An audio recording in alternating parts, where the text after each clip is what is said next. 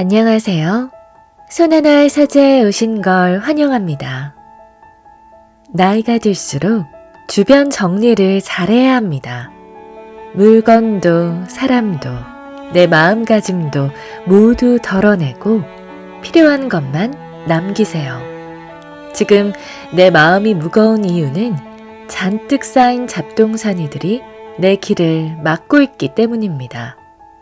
오늘은 나를 지치게 하는 것들과 작별하는 심플 라이프. 이 책을 통해 주변을 정리하고 마음을 비우는 법을 배워보겠습니다. 같이 읽어볼까요?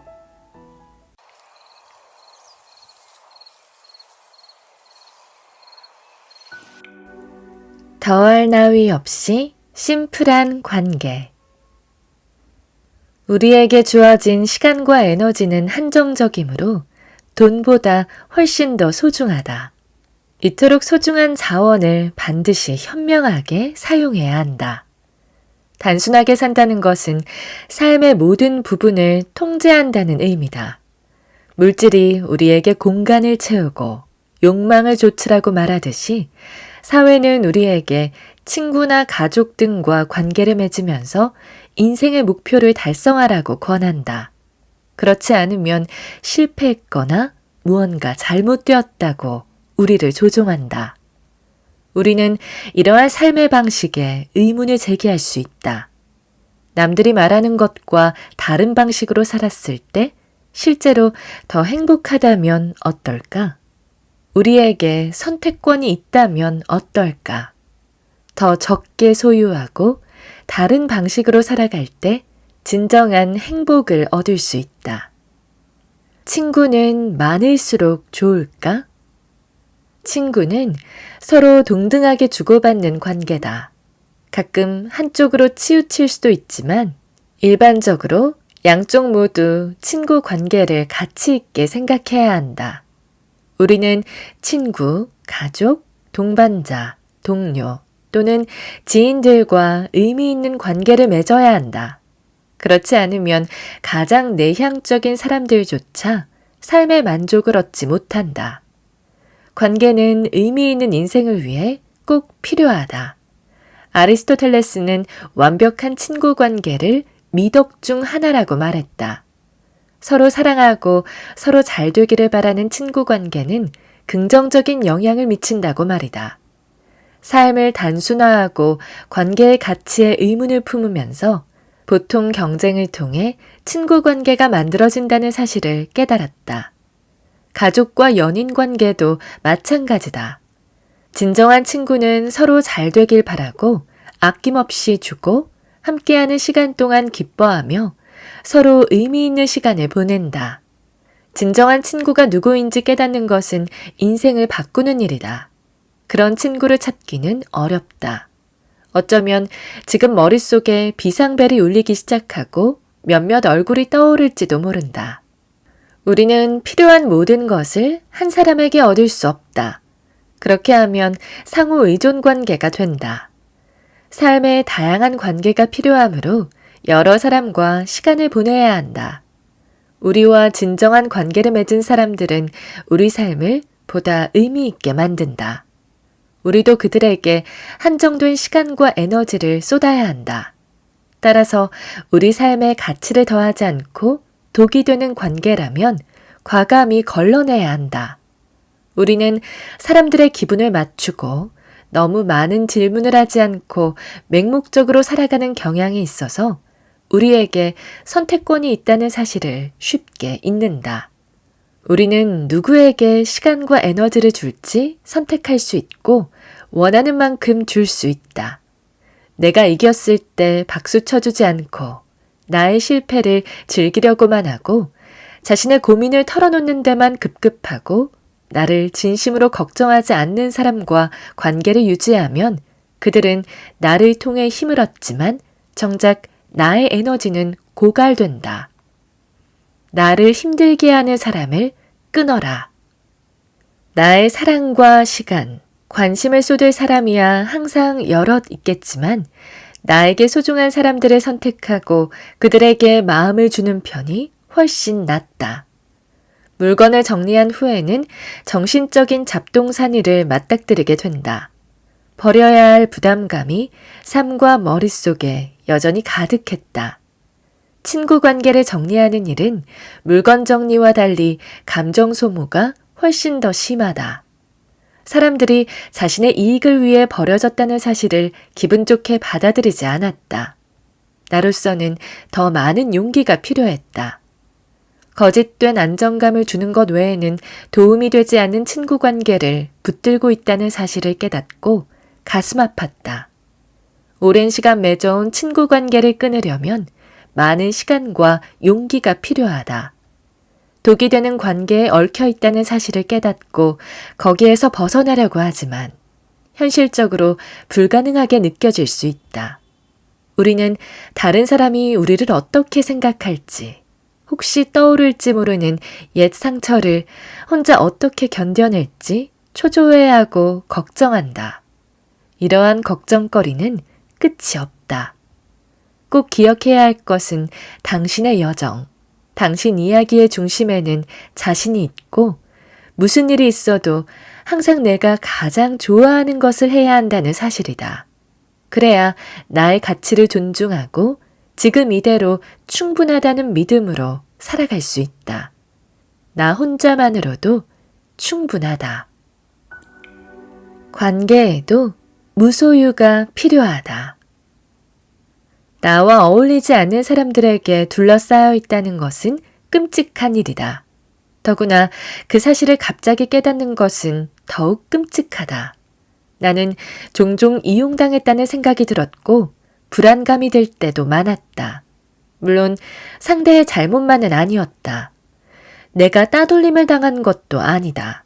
그저 가깝게 지낼 사람을 선택할 용기가 없었다. 사람들이 진실하지 않은 이유로 친구 관계를 지키려고 지나치게 노력한다. 이미 몇 년 전에 정리해야 했던 친구를 끊지 못한다. 자신의 소중한 시간과 에너지를 쓸데없는 관계에 낭비하고 있다. 우리는 어떻게 관계를 정리해야 할지 모른다. 관계를 끊는 것이 두려워서 차라리 참고 버틴다. 얼마나 자신을 하찮게 생각하면 그러한 고통을 감내하는 것일까? 자책하지 않으면서 친구 관계를 정리하는 몇 가지 현실적인 방법을 알아보자. 단 한 명이 10명보다 낫다.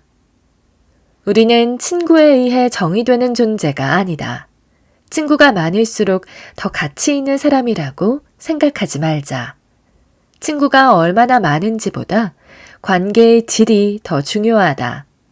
한 명의 좋은 친구가 자신을 이해하지 못하는 10명의 친구보다 더 소중하다. 소셜미디어는 이와 반대로 주장하지만 나에게 가장 중요한 친구는 바로 나 자신이다. 나와의 우정에 집중하면 의미 없는 친구 관계를 정리하기가 쉽다. 나를 알아주는 친구. 우리는 다른 사람에게 쓸데없는 말을 너무 많이 듣고 우리가 원하지 않는 일을 너무 많이 한다. 이런 일을 지금 당장 멈추자. 다른 사람을 실망시켜서는 안 된다는 신념을 가지고 살아온 사람들이 많다.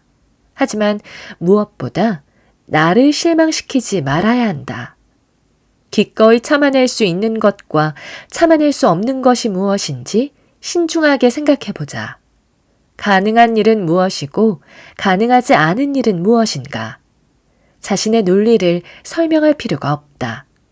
진정한 친구라면 당신을 이해하고 비판하지 않을 것이다. 마음 가는 사람이 있다. 자존감이 부족하다는 것은 내가 다른 사람들의 기준에 따라 결정을 내렸다는 의미다. 친구 관계도 마찬가지다. 직감을 등대라 생각하고 항상 그곳에 길이 있다고 믿자. 아무리 약해도 직감에 빛이 있으니 우리가 할 일은 직감에 귀 기울이는 것이다. 직감에 귀 기울이기 시작하면서 다른 사람의 의견을 묻지 않는 것이 낫다는 사실을 알게 됐다. 처음에는 완전히 패닉 상태가 되었지만 불편함을 견뎌내자 놀라운 일이 벌어졌다. 내게 맞는 것과 맞지 않는 것을 구분하기가 훨씬 쉬워졌다. 내 모습을 받아들이는 친구. 친구 관계에서 행복을 느끼지 않을 때 스스로 변화하기보다 상대를 비판하기 쉽다. 그러면 비판의 목소리만 커질 뿐 발전하지 못한다. 주위 상황에 불만을 느낄 때는 다른 사람을 비판하는 것이 아니라 자신에게 초점을 맞추자. 내 모습을 받아들이지 못하는 사람과 친구가 되어서는 안 된다. 의미 없는 관계에 시간을 쓰지 마라. 나는 적을수록 좋다는 신념을 가지고 있다. 친구가 아주 많을 수는 있다. 하지만 자신과 다른 사람의 관계를 망치지 않는 범위에서 그들에게 할애할 수 있는 시간과 에너지가 한정되어 있다. 이러한 현실을 받아들이면 안도감을 느끼게 되고 우선순위에 소중한 시간을 쓰게 된다. 자연스러운 흐름에 맡긴다. 다른 방향으로 가는 것을 두려워하지 말고 친구 관계를 흘러가는 대로 내버려 둔다. 퇴사하거나 이사하면 관계가 끝날 수도 있다. 관계가 멀어지는 것은 드문 일도 아니고 누군가의 잘못이 아니다. 관계를 유지하려고 억지로 강요하면 결국에 지칠 뿐이다. 자신만 노력하다가 감당하기 버겁다고 느낄 때는 이용당했다는 생각이 들기도 한다. 관계를 정리하기가 힘들다고 생각할 수 있지만 의미 없는 것에 매달리는 것보다 낫다. 좋았던 시절에 감사하고 친구 관계가 끝나도 그 기억은 영원히 남는다고 생각하자. 감성적인 물건과 친구 관계를 정리하는 문제를 해결하고 나면 정리하고 싶은 욕구가 더 강해진다. 관계를 정리하는 게 무서웠지만 결국 그 반대편에 자유가 있다는 사실을 깨달았다.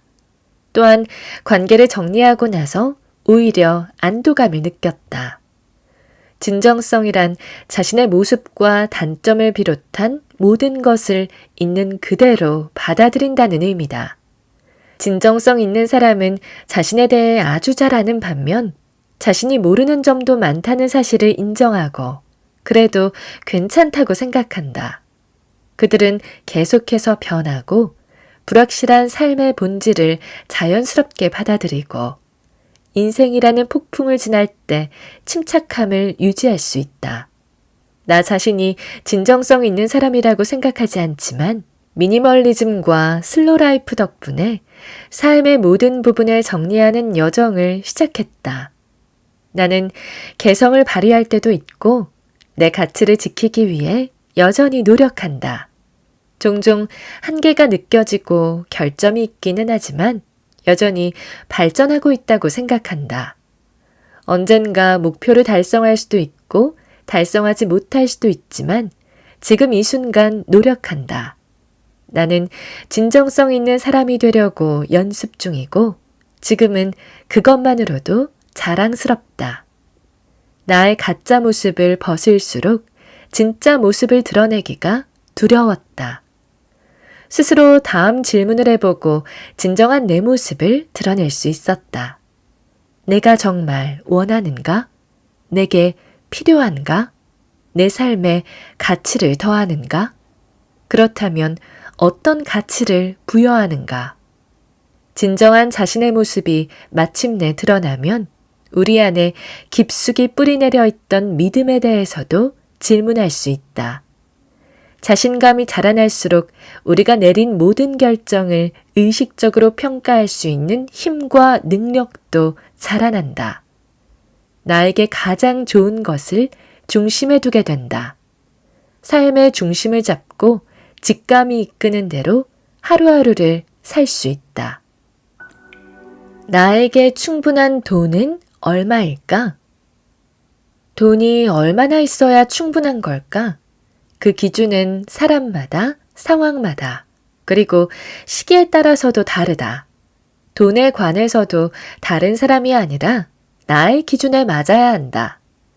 일상의 잡동사니를 정리하고 가장 자랑스러웠던 순간 중 하나는 약 2,400만 원의 빚을 갚고 돈과 나의 관계를 재설정한 것이다. 나는 항상 돈이 부족하다고 생각했고 내가 가진 돈은 금세 사라질 것 같았다. 어릴 때부터 엄마는 늘 우리가 한부모 가정이고 돈 벌기가 어렵다고 강조했다. 이런 상황에서도 엄마는 돈을 쉽게 써버려서 늘 부족했다. 엄마는 유일한 대화 상대인 나에게 돈 걱정을 털어놓았다. 특히 신용카드 명세서를 받은 날은 더했다.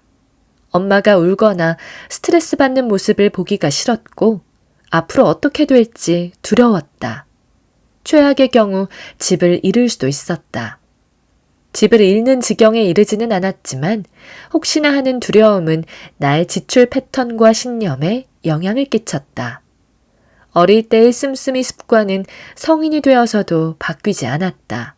나는 분수에 넘치게 돈을 쓰고 카드값을 내지 못할까봐 전전긍긍하면서도 돈을 아끼거나 모으지 않았다. 은행에서 가능한 대출을 많이 받고 월별 지불액을 기준으로 예산을 책정했다. 그런데 돈에 대한 마음가짐을 바꾸자 모든 것이 변했다. 물건을 살 때 몇 분 또는 몇 초가량 꼭 사야 하는지 의문을 제기하는 것만으로 재정 상태가 대폭 바뀌었다. 습관적으로 사서 마신 커피, 사용한 적 없는 구독, 갖고 싶었지만 필요하지 않은 모든 것들을 줄이자 통장 잔고가 더 이상 바닥나지 않았다. 돈에 관한 생각이 얼마나 왜곡되었는지를 알게 되었다. 꼭 필요하다고 생각했던 지출이 사실 꼭 필요한 게 아니었다. 돈을 지출하는 데 있어서 내 생각보다 훨씬 더 많은 선택권을 가지고 있다는 사실을 알게 되었다. 삶에 진정한 가치를 더해주는 물건만 사기로 했다. 그러자 더 많이 산다고 해서 행복한 것은 아님을 깨달았다. 막연하게 돈을 쓰는 것이 아니라 꼭 원하는 것에 돈을 쓰기로 하자 상황이 완전히 바뀌었다. 처음으로 돈을 제대로 관리하게 되었다. 항상 돈이 부족하고 수중의 돈이 금세 사라질 것 같은 두려움에 사로잡히지 않았다. 빚과 외출이 줄고 저축액이 늘면서 자유를 느꼈다. 돈도 옷장처럼 정리할 수 있다. 어릴 적 돈에 대해 어떤 경험을 했는지, 그것이 어떤 영향을 미쳤는지 생각해보자. 어떤 경험이 돈에 대한 개념을 만들었을지 모른다. 마음가짐은 머릿속에 있는 전선과 같고 우리가 몇 살이 되었든 전선을 다시 설계할 수 있다. 이러한 사고방식과 행동 양식은 마음만 먹으면 언제든 바꿀 수 있다. 다음은 나에게 가장 도움이 되었던 방법이다. 어디에 왜 쓰는지 생각하기. 돈 관리에서 지출 내역을 확인하는 것이 가장 중요하다. 이것은 두려운 대상과 마주해서 친해지는 것과 같다. 가장 간단한 방법은 매달 정기적인 수입과 지출을 적어보는 것이다. 지출 내역을 자세히 확인하려면 매달 구매한 물품과 지출한 비용을 모두 적어서 그달 마지막 날에 깊이 생각해보고 그것을 바탕으로 계획을 세운다. 이 두 가지 방법으로 매주 한 번씩 은행 계좌를 확인하고 어디에 지출했는지 확인한다. 지출 내역을 알려주는 앱도 있지만 직접 적는 것이 가장 쉽고 처음에 시작하기도 좋다. 앱을 사용하면 확실히 시간을 절약할 수 있다. 지출 내역을 더 많이 확인할수록 어떤 물건을 사는지, 물건을 산 이유가 뭔지 알 수 있다. 생존 50, 재미 30, 미래 20. 몇 가지 방법을 사용해 본 결과 50, 30, 20 예산이 가장 좋았다. 수입의 50%를 음식, 주거, 통근 등 필수 항목에 사용하는 것이다.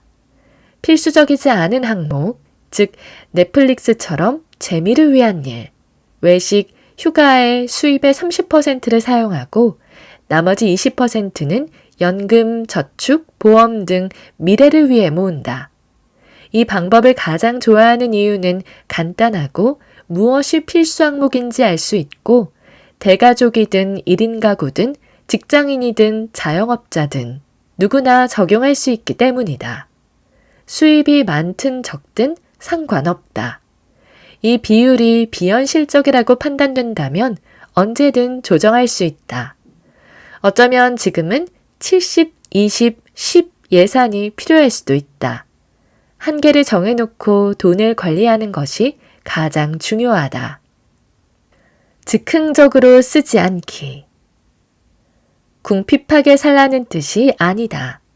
장기적 이득보다 즉각적인 만족을 누리면 경제적 안정을 얻을 수 없다.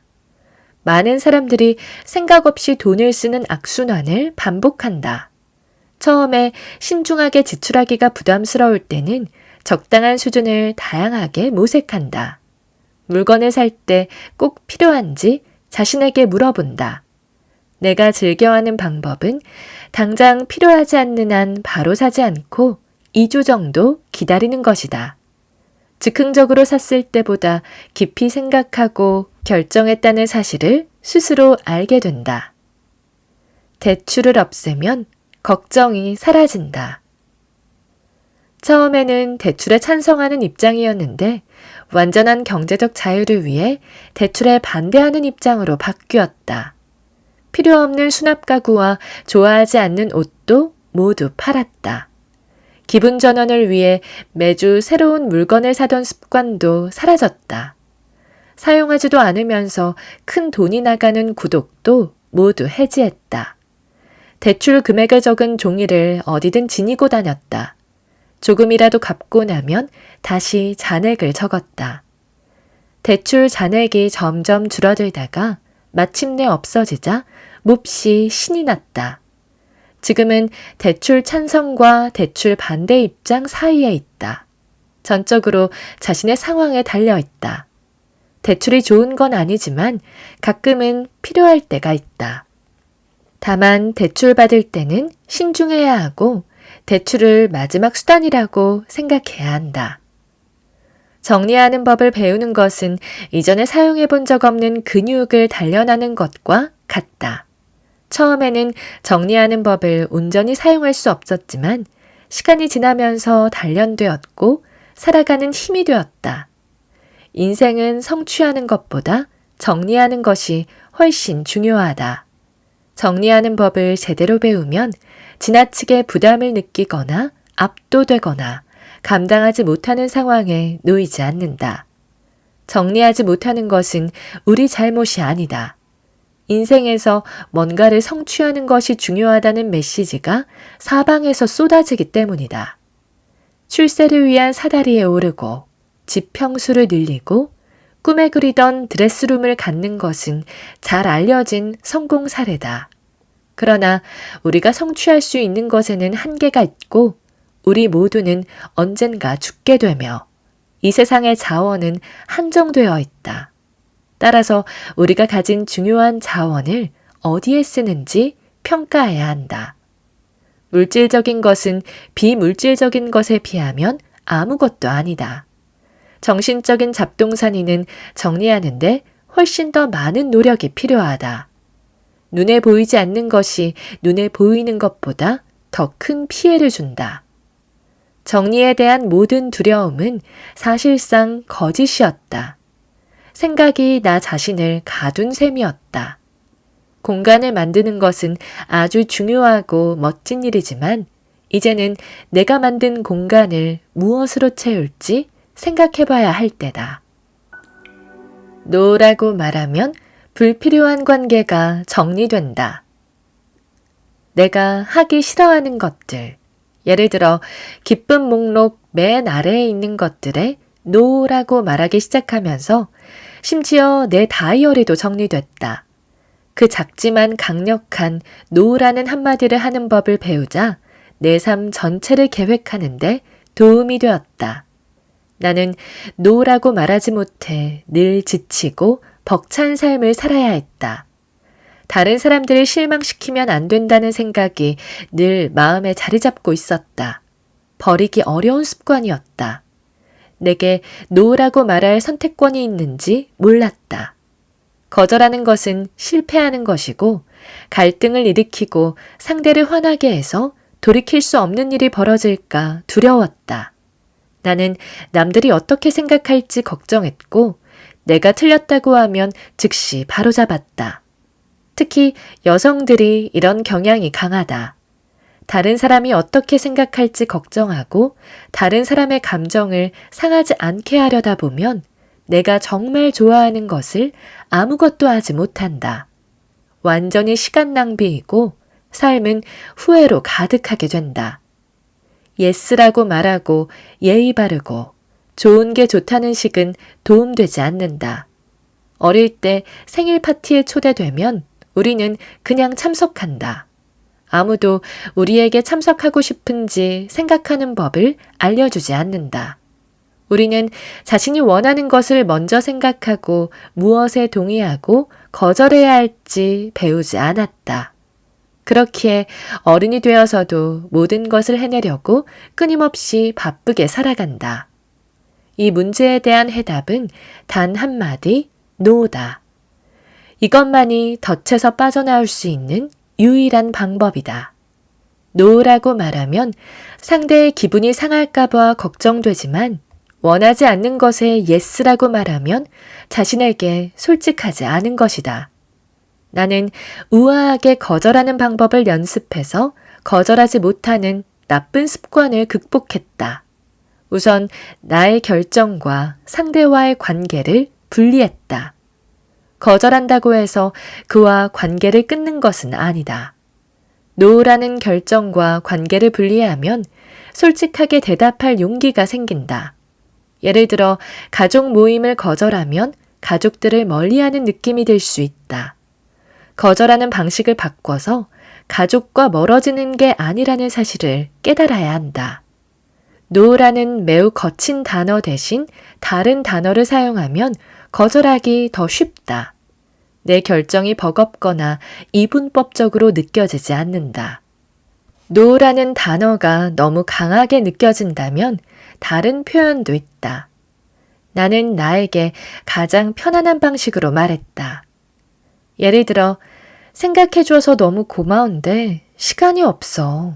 라든지, 가고 싶은데 지금은 너무 바빠. 라고 말한다. 냉정한 로봇이 되는 것이 아니라 그저 솔직하면 된다. 무언가를 거절할 때는 다른 무언가를 얻는 게 있다. 특별히 시간을 함께 보내고 싶지 않은 사람과 너무 비싼 음식을 먹지 않겠다고 거절하면 돈 지출에 신중하고 정신 건강에도 좋은 조용한 밤을 보낼 수 있다. 항상 맞바꾸는 대상이 있다는 사실을 알고 우선순위를 확실하게 정해야 한다. 명확하게 하지 않으면 모든 것에 좋다고 대답하는 덫에 빠지기 쉽다. 내가 모든 것을 해낼 수는 없다. 시간은 한정적이고 시간을 어떻게 채울지는 전적으로 나에게 달려 있다. 노라고 말하기 시작하자 당장 인기가 떨어졌다. 하지만 시간이 지나자 내 결정을 존중해주는 사람들이 나타났고 인기를 얻는 것보다 훨씬 가치 있는 일이었다. 가장 중요한 것은 내 시간을 통제할 수 있다는 것이다. 나 자신을 중심에 두고 내가 원하는 방식으로 시간을 사용하게 되었다. 그러자 시간, 공간, 돈이 풍족해졌다. 마음에도 공간이 필요하다. 정리의 목적은 공간을 만드는 것이다. 나는 이전보다 물건이 80% 정도 줄어들어 공간이 상당히 많아졌다. 생각했던 것보다 더 많은 물건을 정리했고 적게 소유할수록 삶에 만족했다. 삶이 완전히 달라졌을 뿐 아니라 느낌도 달라졌다. 집이 넓어 보였고 관리하기도 쉬워졌다. 더 이상 집이 지저분하다고 청소하는데 시간이 너무 많이 걸린다고 짜증내지 않았다. 3시간이나 걸리던 청소 시간이 1시간으로 줄었다. 물건이 적어지면서 수납 가구도 덜 필요했고 생각할 일도 줄었다. 예전에는 청소해야 할 잡동사니로 가득하고 친구들이 끝없이 방문하고 사야 할 쇼핑 목록이 끝도 없었다. 머리를 복잡하게 했던 것들이 많이 사라졌다. 정리가 아름다운 이유는 물리적 공간을 만드는 데 그치지 않고 정신적 공간도 마련해주기 때문이다. 쇼핑은 피하기로 했다. 쇼핑에 얼마나 많은 시간과 에너지를 쏟았는지 생각해보면 웃기는 얘기지만 사실 내가 쇼핑을 좋아하지 않는다는 사실을 깨달았다. 쇼핑이 스트레스를 해소하는 것 이상으로 의미가 없었다. 의식적으로 쇼핑을 하면서 쇼핑이 얼마나 스트레스 받는 일인지 알게 됐다. 단지 구경하며 돌아다니는 일도 의미 없어 보였고 어느 것도 나에게 필요한 물건이 아니었다. 내가 입었을 때 기분이 좋아지는 옷을 찾는 일은 또 다른 스트레스였다. 어울리지도 않고 별로 좋아하지도 않는데 할인에 혹해서 싸게 사고 만족했다는 것을 깨달았다. 이제 쇼핑할 일이 훨씬 줄어들었다. 덕분에 지갑이 두툼해졌고 아무 생각 없이 지출하는 돈 낭비를 하지도 않았다. 내가 정말 원하는 물건인지 생각하는 것만으로도 꽤 많은 돈을 모았다. 정말 필요한가? 또는 어떤 가치를 더할 것인가를 스스로 묻기만 해도 계산대에서 멀어질 수 있었다. 내가 통제하고 있고 신중하게 행동하고 있다는 느낌이 좋았다. 인생이 훨씬 단순해진 기분이었다. 어수선함이 사라지자 두려움도 사라졌다. 대부분의 사람들은 자신의 생각과 감정에만 사로잡혀 혼자 있는 시간을 가장 두려워한다. 거실에 혼자 1시간 동안 앉아 있어 보라. 스마트폰, 텔레비전, 책도 없이 말이다. 그냥 앉아서 무슨 일이 일어나는지 보자. 몇 분도 채 지나지 않아 몸을 꿈틀거릴 것이다. 이처럼 우리는 기본적으로 어수선하게 사는데 익숙하다. 우리는 완전히 혼자 있는 것이 두려운 나머지 어느 것에든 관심을 돌리려고 한다. 하지만 무엇을 하든 외롭고 다른 사람과 거리감이 생길 뿐이다.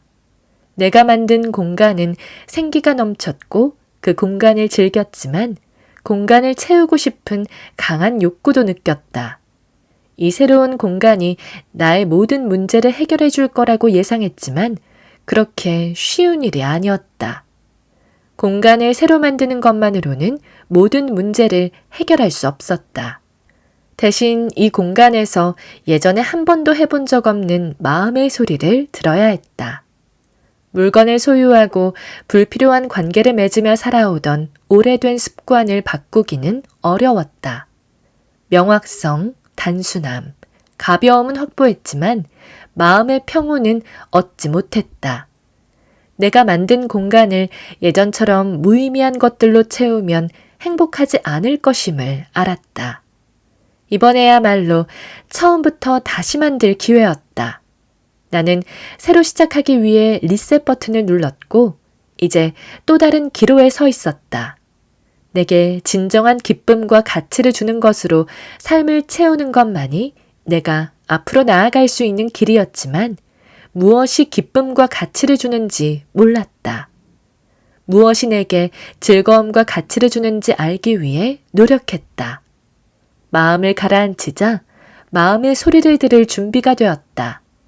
삶을 단순화한 후에 삶의 속도를 늦췄다. 단순함에 익숙해지기. 마음의 소리를 들으려면 우선 직감에 귀를 기울여야 한다. 나는 직감에 귀 기울이는 방법을 배운 적이 없다. 모든 것이 정해져 있었다. 내 선택, 진학할 대학, 좋아해야 하는 것, 성취하고 싶은 것까지. 내게 가장 좋은 것이 무엇인지도 몰랐다.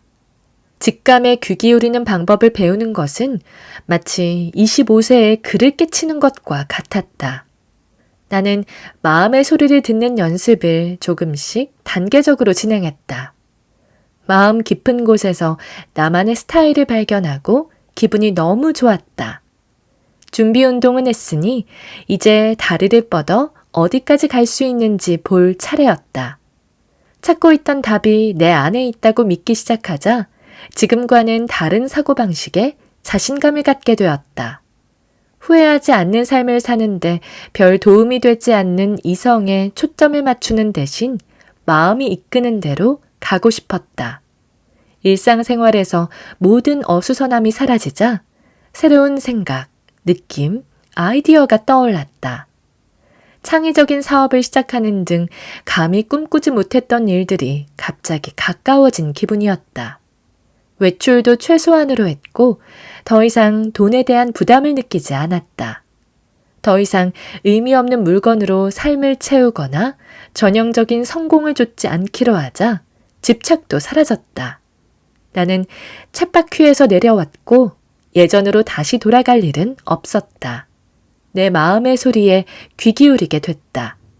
마음을 더욱 진정시키려면 경계가 필요하다. 이것은 완전히 새로운 영역이다. 사람들의 기분을 맞추는 것, 번아웃, 정체성 상실, 낮은 자존감 등에서 나 자신을 보호하기 위해 경계를 설정하는 방법을 배워야 했다. 경계가 없으면 우리의 시간과 자존감, 정체성은 무방비 상태가 된다. 자신을 위계 서열의 맨 아래에 두기 때문에 녹초가 되도록 일하고 자기 정체성을 잃는다. 가장 간단한 경계는 거절하는 능력이다. 예전에는 가고 싶지 않은 파티가 있어도 체면을 지키고 예의를 차리기 위해 가야 했다. 이 오래되고 익숙한 마음의 소리를 누그러뜨리기는 어렵다. 우리는 충분히 기분 좋아야 한다는 요구에 너무 길들여져서 정체성을 그냥 포기해버릴 뿐 아니라 애초에 정체성조차 가지지 못한다.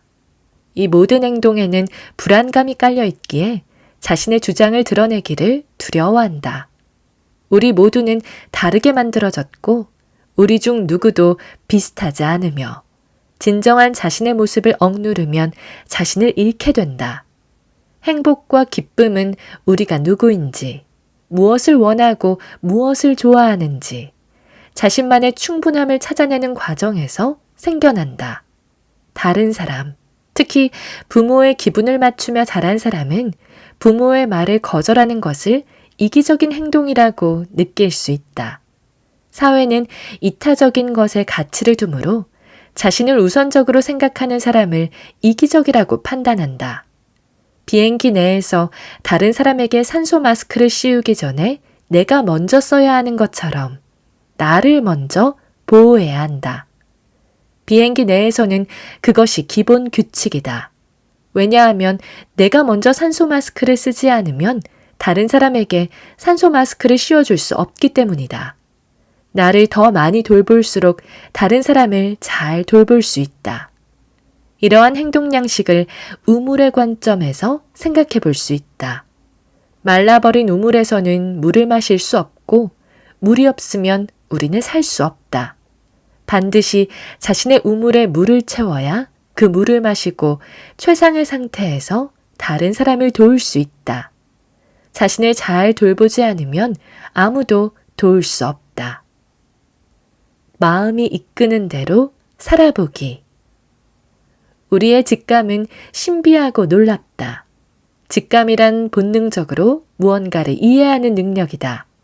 직감은 신뢰, 진정성, 자기애에 따라 사는 것이다. 또한 머리가 아니라 가슴에 따라 사는 것이다. 쉬운 일이 아니며 사회적으로 권하는 방식도 아니다. 직감에 따라 살려면 우선 직감과 맞춰야 한다. 직감은 마음 깊은 곳에서 느끼는 불꽃이나 끌어당기는 힘이고 일상을 살아가거나 중요한 결정을 내릴 때 무엇을 해야 하는지 알려주는 짜릿한 느낌이다. 또한 우리에게 맞는 선택이 무엇인지 알려준다. 우리에게 도움되고 우리를 지켜줄 거라고 생각되지만 사실은 우리를 힘들게 하는 사고방식과 행동 때문에 직감이 발휘되지 않는다. 자기가 내린 결정에 평안함을 느낄 때, 그 선택이 어려운 길이라 해도 직감이 말해주고 있다는 사실을 알게 된다. 직감은 그냥 옳다는 느낌이다. 우리에게 무엇이 필요한지 귀 기울일 때 느껴지는 불편한 감정과 익숙해져야 한다. 경계를 설정하고 직감에 귀 기울이기는 쉽지 않다. 가장 큰 문제는 다른 사람이 우리를 어떻게 생각할까 하는 두려움이다. 나도 다른 사람들이 나를 나쁘게 생각할까봐 걱정했다. 나는 다른 사람들을 실망시키거나 그들에게 관심 없다는 느낌을 주거나 아니면 내가 이기적으로 보일까봐 걱정했다. 문제는 내가 다른 사람들의 욕구를 충족시키려다 정작 내 욕구는 충족하지 못했다는 것이다. 문제는 다른 사람, 특히 내게 독이 되는 사람의 욕구는 절대 만족시킬 수 없다는 점이다. 따라서 영원히 퍼주기만 하는 우물이 되어서는 오래오래 행복한 삶을 꿈꿀 수 없다. 다른 사람이 우리를 어떻게 생각하는지 신경 쓰지 않고 살 수는 없지만 이러한 사실을 이해해야 자기 연민을 실천할 수 있다. 다른 사람의 생각을 무시하고 살아갈 수는 없다. 인간은 본능적으로 다른 사람의 생각을 신경 쓰게 마련이다. 하지만 다른 사람에게 우선권을 넘겨주면 스스로 매우 약한 위치에 놓이게 된다. 약한 위치에서는 자신이 원하는 삶을 살아가기 힘들다. 우리는 먼저 자기 자신에게 충분한 존재여야 한다. 우리에게는 가장 무서운 것을 막기 위한 하얗고 예쁜 말뚝 울타리가 필요하다. 자신을 보호하기 위해서 울타리를 치는 것이라 생각하고 다른 사람을 신경 쓰기보다 자신에게 맞는 일을 하는데 집중해야 한다. 그러면 울타리 안에 심어놓은 씨앗이 자라는 모습을 볼 수 있다. 모든 성장 과정이 그러하듯 우선 뿌리를 내리고 작은 새싹이 돋고 어느새 묘목이 크고 강하게 자란다. 경계를 설정하는 것은 나에게 이익이 될 뿐만 아니라 더 큰 경계를 설정하기가 더 쉬워지므로 내가 어떻게 느끼는지에 반드시 집중해야 한다. 우리는 다른 사람들에게서 사랑, 소속감, 인정을 얻으려 하지만 사실은 나 스스로 모든 욕구를 충족할 수 있다. 나의 마음속 깊은 곳에는 나에게 필요한 모든 사랑, 힘, 지침이 있다. 사람들은 내가 기꺼이 주는 것만 나에게서 가져갈 수 있다. 나의 돈, 나의 시간, 나의 에너지를 말이다. 오늘 저와 함께한 시간 어떠셨나요? 편안한 시간이 되었길 바라며 또 들러주시길 기다리겠습니다. 그럼 잘 자요.